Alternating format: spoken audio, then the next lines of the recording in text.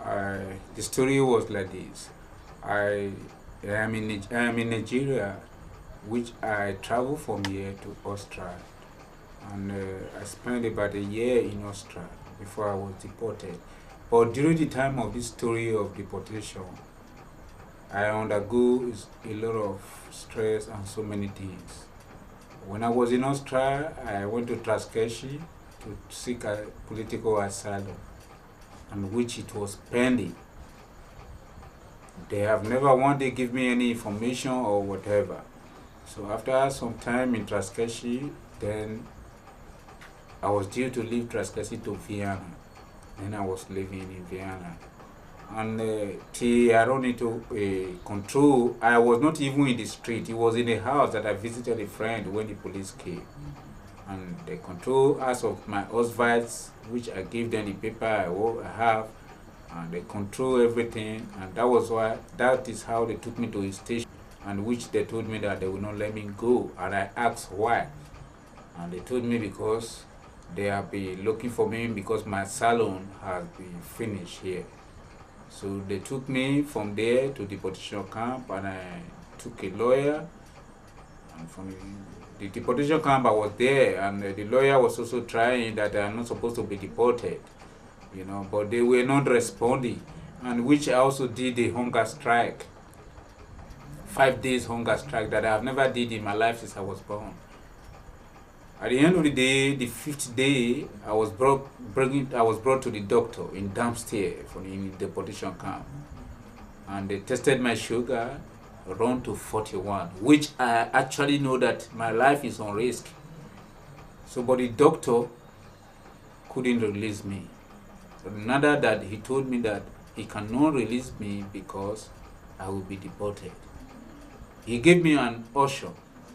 It's either I stop the hunger strike, I will stay in deportation camp, or if I refuse to stop, they will take me to the big prison, the prison, hospital prison, or I don't know what to call it. So, which I told the doctor I am not going to stop. And the doctor told me that there is nothing you can do about that. He will advise me to stop the hunger strike, or if I don't stop, I will remain there with them. I cannot go out from the room. I cannot have conversation with people, but I will be there. And I spent 2 days there, and actually I didn't like the system there. I prefer, in my mind I was even regretting, why should I come here? I prefer the deportation camp. And after 2 days, I told the doctor, okay, I would like to eat something. Over the 3rd day, they took me back to the deportation camp, which I was there. After some months, they took me to the Flughafen, which is airport, to deport me to Nigeria. You can see my hand here now. I'm a little bit disabled in my hand. It was in the Flughafen police. It wasn't the police that took me from the deportation camp. It was the Flughafen police that broke my hand, my finger here. Till today, I still have that pain. At the time, I told them that I have no home, I have no place to go, that I don't want to go to the plane. They beat a hell out of me. They broke my hand, blow my mouth, even draw my penis, my private part. Because the first time they were to take that deportation was not possible. It didn't work out because of the problem I make with them.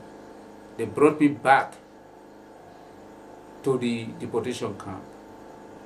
A week later, that was when they succeed of the deportation. So it was the Flughafen police that broke my hand and beat the hell out of me after all this. But there was no response. I was expecting that even the human right, I speak with the human right too. In this case, after my beating in the airport, one of the human rights woman came to see me in the prison, which I speak with her, and he told me, okay, this thing is not allowed, it's not supposed to be like this, that is going to file the petition against it. Even before the woman starts, then before I knew it, they took me on a way to deportation. That was it.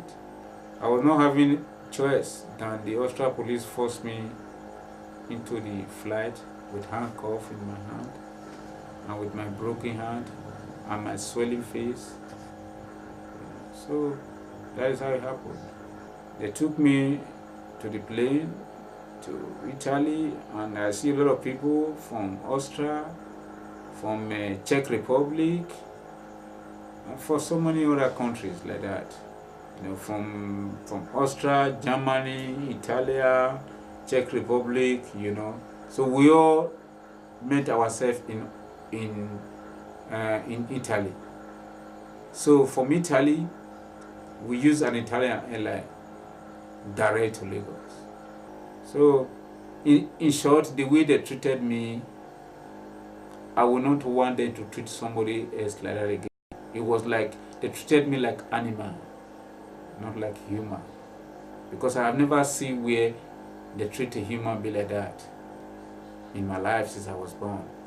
Fine, I know I'm in Nigeria, but there's nothing I can do for myself here, you understand? And I try to help, and based on my personal life story, the problem I was having, I cannot go back to my hometown, because when I go there, I will be lost. My life will finish, which I have told the Austrian authority, which I don't want to go into detail. Now, they have it. I told them the whole truth, nothing but the truth, but still they never believe me. And if I'm sorry that you cannot see my face now, because why I try to hide my face, because I'm somebody like, I'm just like who is frustrated in life right now, because bringing me to Nigeria was a kind of, I would have died there, it would have been the best.